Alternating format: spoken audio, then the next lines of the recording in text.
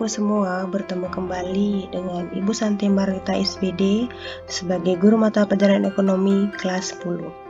Di video pembelajaran kita hari ini, Ibu akan membahas materi KD 3.2 yaitu menganalisis masalah ekonomi dalam sistem ekonomi serta indikatornya, yaitu yang pertama, menentukan ciri-ciri dari setiap sistem ekonomi dan menganalisis kelebihan dan kelemahan masing-masing sistem ekonomi. Sistem ekonomi yang akan kita bahas di video pembelajaran kita hari ini yakni ada 5. Yang pertama, ada sistem ekonomi tradisional. Yang kedua, ada sistem ekonomi terpusat atau komando. Yang ketiga, sistem ekonomi pasar, kapitalis atau liberal. Yang keempat, ada sistem ekonomi campuran, serta yang terakhir atau yang kelima, ada sistem perekonomian Indonesia. Yang pertama yang akan kita bahas yaitu sistem ekonomi tradisional. Seperti yang kalian lihat di video saya, ini merupakan sistem ekonomi tradisional yang masih sangat tradisional. Ya, yang pertama, ciri-ciri dari sistem ekonomi tradisional itu ada teknologi produksi dipelajari secara turun-temurun dan bersifat sederhana. Yang kedua, hanya sedikit menggunakan modal. Yang ketiga, pertukaran dilakukan dengan sistem barter. Yang keempat, tidak adanya pembagian kerja. Yang kelima, kegiatan ekonomi terikat pada adat istiadat. Dan yang terakhir, tanah merupakan tumpuan kegiatan produksi dan sumber kemakmuran. 3.2 yaitu menganalisis masalah ekonomi dalam sistem ekonomi serta indikatornya, yaitu yang pertama, menentukan ciri-ciri dari setiap sistem ekonomi dan menganalisis kelebihan dan kelemahan masing-masing sistem ekonomi. Selain dari ciri-ciri sistem ekonomi tradisional juga memiliki kelebihan dan kelemahan. Kelebihan dari sistem ekonomi tradisional itu sendiri yaitu yang pertama, hubungan kerjasama dan kerukunan di antara setiap individu terjalin dengan erat. Yang kedua, barang dihasilkan untuk kelangsungan hidup masyarakat sehingga mengurangi pemborosan. Yang ketiga, adat istiadat dan tradisi relatif terjaga. Yang keempat, kelestarian sumber daya alam cenderung terjaga. Kelemahan dari sistem ekonomi tradisional. Yang pertama, barang hasil produksi memiliki kualitas yang rendah. Yang kedua, standar hidup masyarakat relatif rendah. Yang ketiga, teknologi yang bersifat sederhana berakibat pada rendahnya produktivitas. Yang terakhir atau yang keempat, masyarakat cenderung menolak perubahan sehingga kurang berkembang. Sistem ekonomi yang kedua yaitu sistem ekonomi terpusat atau komando. Seperti yang sudah kalian lihat di video, ini merupakan sistem ekonomi terpusat yang memiliki ciri-ciri di antaranya. Yang pertama, semua alat dan sumber daya produksi dimiliki dan dikuasai oleh negara sehingga hak milik perorangan hampir tidak ada. Yang kedua, pekerjaan yang tersedia dan siapa yang akan bekerja ditentukan oleh pemerintah, rakyat tidak memiliki kebebasan memilih pekerjaan. Yang ketiga, kebijakan ekonomi diatur oleh pemerintah. Kelebihan dan kelemahan dari sistem ekonomi terpusat yakni diantaranya. Kelebihannya yaitu yang pertama, pemerintah lebih mudah mengendalikan inflasi, pengangguran dan masalah ekonomi lainnya. Yang kedua, pasar barang dalam negeri berjalan lancar. Yang ketiga, pemerintah dapat turut campur dalam hal pembentukan harga. Yang keempat, relatif mudah melakukan distribusi pendapatan. Yang terakhir, jarang terjadi krisis ekonomi. Kelemahannya diantaranya.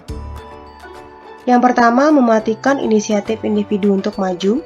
Yang kedua, sering terjadi monopoli yang merugikan masyarakat. Yang ketiga, masyarakat tidak memiliki kebebasan dalam memilih sumber daya. Sistem ekonomi ketiga yang akan Ibu bahas yaitu sistem ekonomi pasar, atau nama lainnya kapitalis atau liberal.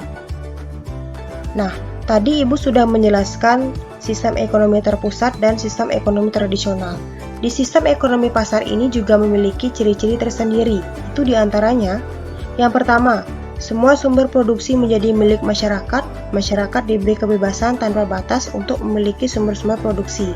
Yang kedua, pemerintah tidak ikut campur tangan secara langsung dalam kegiatan ekonomi. Yang ketiga, masyarakat terbagi atas dua golongan, yaitu golongan pemberi kerja atau pemilik sumber daya produksi dan golongan pekerja. Yang keempat, timbul persaingan dalam masyarakat untuk mengejar keuntungan. Yang kelima, setiap kegiatan ekonomi bertujuan mengejar keuntungan. Kelebihan dari sistem ekonomi pasar ini yakni yang pertama, karena tanpa adanya campur tangan dari pemerintah, kondisi ini akan memicu terciptanya masyarakat yang lebih kreatif dan mandiri dalam menggerakkan kegiatan perekonomian. Yang kedua, masyarakat memiliki kebebasan memiliki sumber-sumber daya produksi sehingga mendorong masyarakat untuk terlibat langsung dalam kegiatan perekonomian. Yang ketiga, menciptakan lingkungan masyarakat yang memiliki daya saing tinggi sehingga akan berperan lebih aktif dalam perekonomian. Yang keempat, persaingan yang tinggi akan memicu terciptanya produk-produk yang semakin berkualitas tinggi dan memunculkan banyak inovasi-inovasi baru.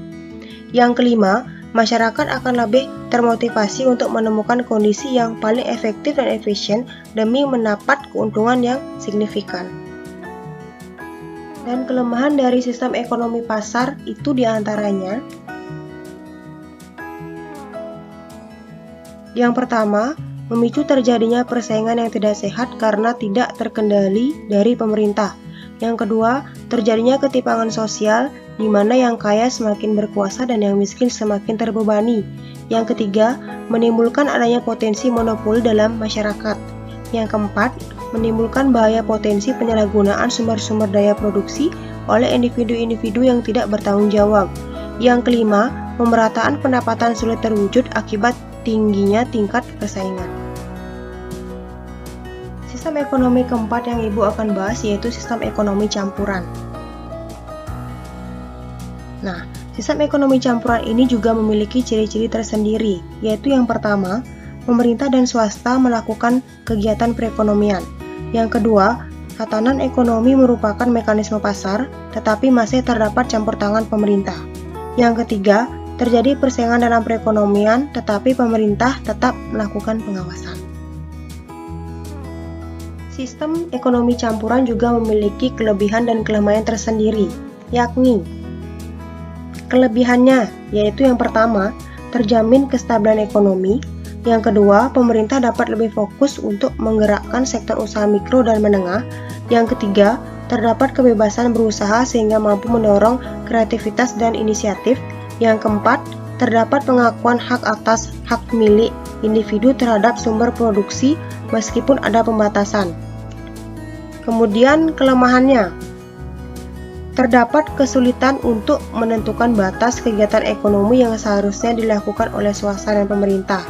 Yang kedua, terdapat kesulitan untuk menentukan batas sumber produksi yang dapat dikuasai oleh pemerintah dan swasta. Yang terakhir yaitu sistem perekonomian Indonesia.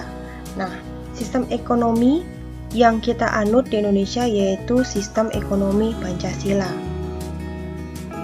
Ciri-ciri tersendiri dari sistem ekonomi Pancasila ini yang pertama, perekonomian disusun sebagai usaha bersama berdasar atas asas kekeluargaan. Yang kedua, cabang-cabang produksi yang penting bagi negara dan yang menguasai hajat hidup orang banyak dikuasai oleh negara. Yang ketiga, bumi dan air dan kekayaan alam yang terkandung di dalamnya dikuasai oleh negara dan dipergunakan untuk sebesar-besarnya kemakmuran rakyat. Yang keempat, perekonomian nasional diselenggarakan berdasar atas demokrasi ekonomi dengan prinsip kebersamaan, efisiensi, berkeadilan, berkelanjutan, berwawasan lingkungan, kemandirian, serta dengan menjaga keseimbangan kemajuan dan kesatuan ekonomi nasional. Yang kelima, ketentuan lebih lanjut mengenai pelaksanaan pasal ini diatur dalam undang-undang. Yang keenam, negara tetap mengakui hak milik perorangan yang tidak bertentangan dengan kepentingan publik. Yang terakhir, masyarakat adalah bagian yang terpenting dalam sistem ekonomi dengan kegiatan produksi yang dilakukan, dipimpin, dan diawasi oleh masyarakat.